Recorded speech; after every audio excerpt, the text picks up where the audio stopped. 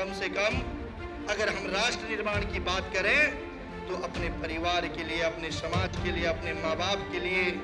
अगर हम थोड़ा भी विचार कर लें तो मैं समझता हूँ कि वो राष्ट्र निर्माण में आपका बहुत बड़ा योगदान होगा। क्योंकि ये वीरों की भूमि के साथ माताओं की भी भूमि है। और मैं बहनों से कहना चाहता हूँ कि अगर हम छोटी सी बात को समझ लें,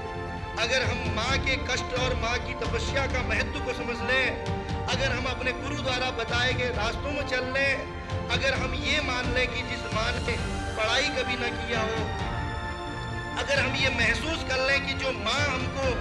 विद्यालय भेजने से पहले हमारे लिए नाश्ता बनाती है, वो संघर्षों में रह के भी अपना जीवन यापन करती है ताकि उसकी बेटी पढ़ ले, ताकि उसका बेटा पढ़ ले। और माँ कितना कष्ट सहन करती है, या तो वो जन्म देने वाली माँ जानती है या वो विधर्ती माँ जानती है। हमारे को हो सकता है कई पिता, हमारे कई दादा या बड़े जो आज सूखी लकड़ी के समान नशे के आगोश में फंसे हो, लेकिन उसके बावजूद भी कष्ट तो केवल माँ सहन करती है बेटा। और वो माँ उतना कष्ट सहन करने के बाद भी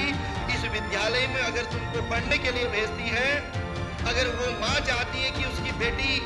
11वीं 12वीं पढ़े, उसकी बेटी 6ठी से लेके 12वीं तक की सारी पढ़ाइयाँ करके भविष्य में आगे बढ़े, वो ग्रेजुएशन करके डॉक्टर, इंजीनियर, कोई IAS PCS बने,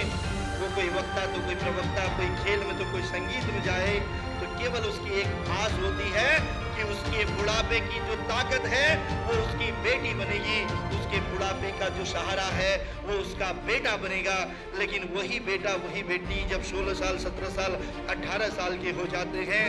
वही बच्चे जब थोड़ा बहुत पढ़ लेते हैं तो उसी माँ को बड़ी महफिल में अपमानित करते हैं।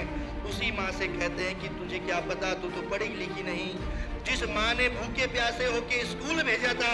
उस पे प्रश्न चिन्ह लगाते हैं। अरे वो तो भारत माँ की रक्षा करने की बात करते हैं, लेकिन अपने माँ को